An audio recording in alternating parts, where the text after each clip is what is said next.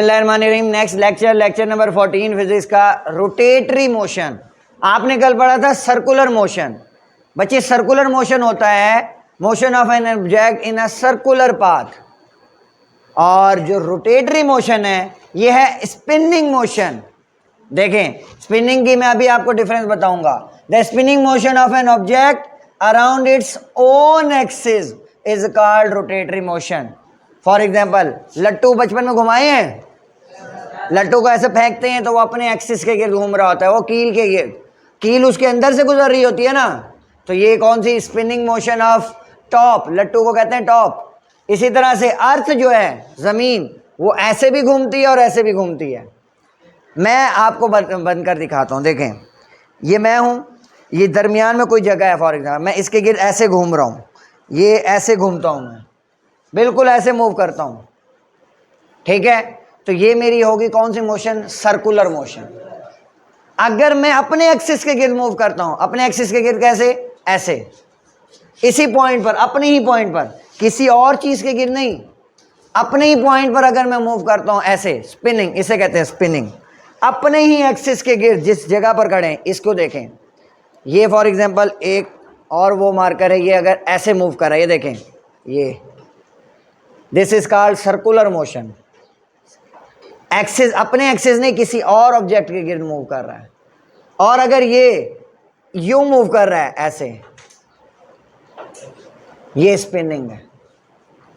अगर अपने ही एक्सिस के गिर्द, एक्सिस कहते हैं वो लाइन जिसके गिर्द कोई चीज़ घूमती है, तो ये अगर अपने ही किनारे, अपने ही अंदर बॉडी के किसी पॉइंट के गिर्द, मैं जैसे अपनी जगह पर ऐसे घूम रहा हूँ, तो ये स्पिनिंग है और ये सर्कुलर है। तो आपसे पूछा जाएगा difference between rotatory and circular motion. Short question, ये मैं लिखवाऊंगा नहीं, ये मैं बता रहा हूँ, बुक में मौजूद है, ये दूंगा पेपर में। Difference between rotatory and circulatory motion. In spinning motion, in rotatory motion, a body is moved along its own axis. Body is rotating along its own axis. In circulatory motion, a body rotate या circulate around an axis which is outside the body, which is present outside the body. यानी ये देखें, अब ये और body है, किसी और ऑब्जेक्ट के गिर्द घूम रहा है तो सर्कुलर मोशन, अपने एक्सिस के गिर्द घूम रहा है तो rotatory motion. Example, spinning motion of earth, earth ऐसे भी मूव करती है और सूरज के गिर्द ऐसे भी जाती है, ऐसे चलती है। इसकी इसी स्पिनिंग की वजह से दिन और रात हैं। जो हिस्सा सूरज की तरह वहाँ दिन, जो सूरज से दूर वहाँ रात। Spinning of top, wheel around its axle, tyre घूमता है अपने एक्सेल के गिर्द, किसी और ऑब्जेक्ट के गिर्द नहीं, अपने एक्सेल के गिर्द। तो ये डेफिनेशन और ये examples. Vibratory motion, to and fro motion of a body along fixed line. To and fro, to and fro का मतलब होता है लफ्जी आगे पीछे। एक ही झूला है ना, झूला ऐसे मूव करता है, ऐसे मूव करता है ना, जिस जगह पर बंधा हुआ है, अलोंग अ फिक्स्ड लाइन, जिस चीज़ पर बंधा हुआ है उसी के गिर्द आगे पीछे हरकत करता है ऐसे, तो इसको कहते हैं to and fro motion, vibratory motion. और इसी को आप लोग 10th क्लास में पढ़ेंगे, simple harmonic motion. Vibratory motion की एक अच्छी किस्म है SHM, सिंपल हार्मोनिक मोशन। पहला चैप्टर है आपका फिजिक्स का 10th क्लास में। To and fro motion of a body along fix line, swing, झूला। पेंडुलम, आप इसको इस तरह लिखेंगे, swing motion of the motion of pendulum, the motion of swing, the motion of seesaw। देखें एक फुलक्रम है, उसके गिर्द ऐसे मूव कर रहा है ऊपर नीचे। टू एंड फ्रो, ऊपर नीचे आगे पीछे एक ही बात है, मतलब एक ही लाइन के गिर्द ऐसे, या तो ऐसे मूव करे या ऐसे मूव। बाल को आप ऐसे ऊपर फेंको या स्प्रिंग को ऐसे फेंको, फिर ऐसे खींचो तो वो ऐसे ऐसे मूव करना शुरू कर देगा। क्लॉक होती थी, या वजन करने के लिए होता है, जब आप उसको छोड़ते हैं कोई चीज़ उसके पर लटकाने के बाद तो वो थोड़ी देर के लिए ऐसे मूव करता है ना, इसे कहते हैं वाइब्रेटरी मोशन, और असल में इसको कहते हैं सिंपल हार्मोनिक मोशन। पेंडुलम, घड़ियाल ऐसे मूव करता है ना, तो ये सारी किसकी एग्जांपल हैं, वाइब्रेटरी। बच्चे करना क्या है, डेफिनेशन एग्जांपल, डेफिनेशन एग्जांपल, मुफ्त के क्वेश्चंस हैं। आगे जी, difference between scalar and vector quantities, ये शॉर्ट क्वेश्चन आता है और इंतहाई इंपॉर्टेंट है। जब आपके लॉन्ग शॉर्ट क्वेश्चन के इंपॉर्टेंट क्वेश्चंस आपको दिखाए जाएंगे तो उसमें ये लाजमी सवाल होगा, difference between scalar and vector quantities. इस चैप्टर में से बहुत सारे शॉर्ट क्वेश्चन हैं, long question equations of motions हैं, और इसके अलावा छोटे छोटे से न्यूमेरिकल्स हैं। लास्ट टाइम अभी जो पेपर हुआ है उसमें 2 न्यूमेरिकल इसी चैप्टर से आए हुए हैं, और वो भी आप देखेंगे जब आप स्पीड वाला टॉपिक पढ़ेंगे। स्केलर क्वांटिटीज और vector quantities, the quantities which are completely described, completely explained by magnitude and unit. बच्चे आपकी बुक में सिर्फ लफ्ज़ लिखा हुआ है मैग्नीट्यूड ओनली, लेकिन मैं मैग्नीट्यूड के साथ हमेशा यूनिट का लफ्ज़ यूज़ करता हूँ और आपने ये बुक में भी ऐड करना है। क्यों करता हूँ वो भी बताऊँगा। Magnitude and unit only. For example मैं कहता हूँ एक मैस है, 50 चीनी दे दें, आपको समझ तो नहीं आएगी ना। तो फिजिकल क्वांटिटीज़ को एक्सप्लेन करने के लिए उसका यूनिट बहुत ज़रूरी होता है, तो मैं इसलिए कहता हूँ 50 किलोग्राम। तो मैस अब इसको पूरा एक्सप्लेन हो गया कि 50 किलोग्राम चीनी दे दो। टाइम 40 सेकंड गुजर गए। 40 मैग्नीट्यूड, मैग्नीट्यूड का मतलब होता है न्यूमेरिकल वैल्यू, 40 मैग्नीट्यूड और यूनिट उसका क्या हो जाएगा, सेकंड। इसी तरह से एनर्जी, 10 जॉल एनर्जी चाहिए इस मोटर को चलाने के लिए, 10 जॉल, जॉल एनर्जी का यूनिट है। इसी तरह से स्पीड, कार जो है वो 100 मीटर पर सेकंड की स्पीड से चल रही है, मीटर पर सेकंड उसका यूनिट है। डिस्टेंस, मेरे घर से आपके घर का फासला 100 मीटर है, 100 मीटर, ये डिस्टेंस। क्लियर हो गई कि इसको सिर्फ हम इन चीज़ों को 2 चीज़ों से एक्सप्लेन कर सकते हैं। Vector, the quantities which are completely describe by magnitude, direction and unit. इसमें एक चीज़ ऐड होती है, डायरेक्शन। अगर आपने किसी को अपने घर का पता बताना है तो पता बताने के लिए आप क्या करते हैं कि मेरा घर डाक खाने के साथ है।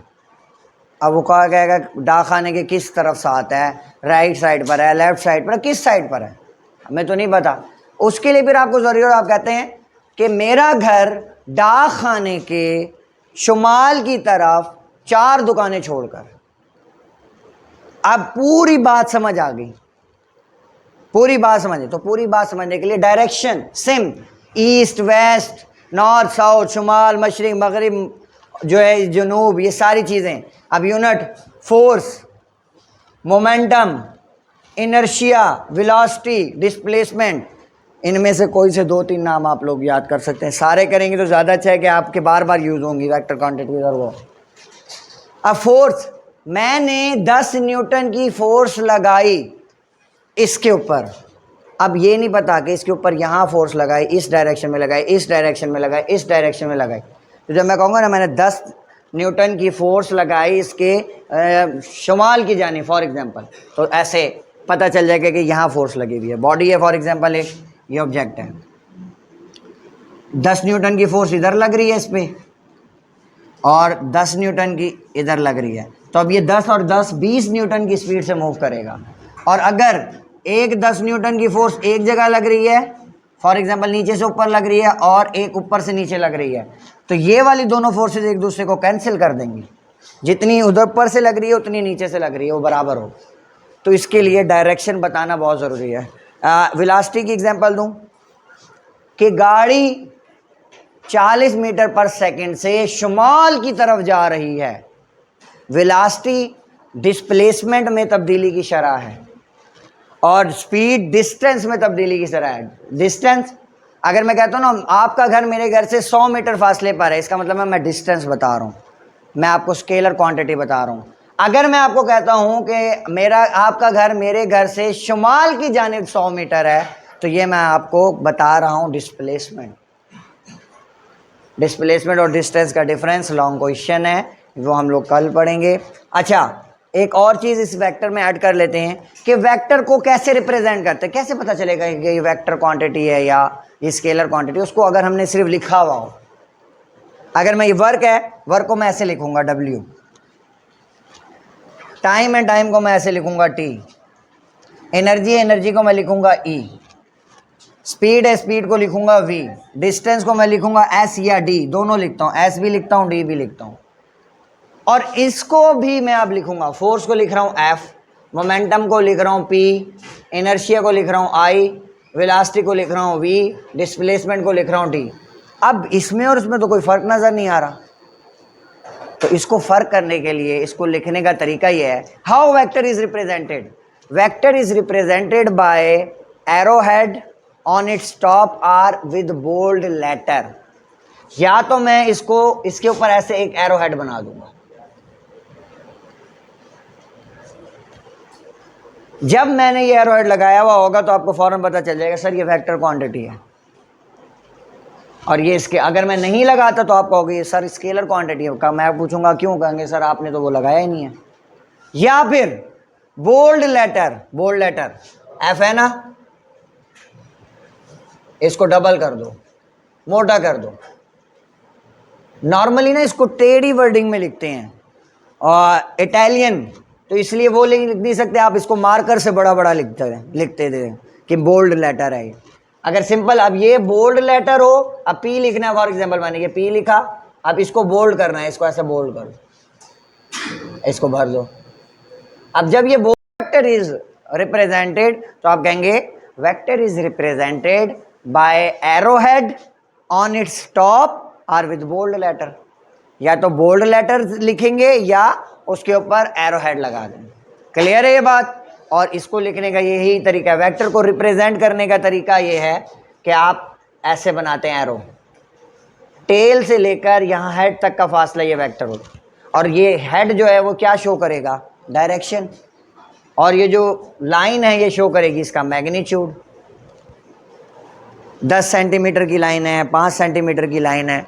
तो how vector is represented, vector is represented by arrow head on its top or with bold letter. Clear है। तो ये देखो, ये बच्चे साथ साथ याद करो, बाद में नहीं टाइम मिलेगा, फिर रोगे। 2-2 चैप्टर के 3-3 चैप्टर के टेस्ट होते हैं, फिर नहीं याद होते। अभी टाइम है आपके पास, तो कल आप लोगों ने इसको अच्छी तरह याद कर आना है। जज़ाकल्लाह।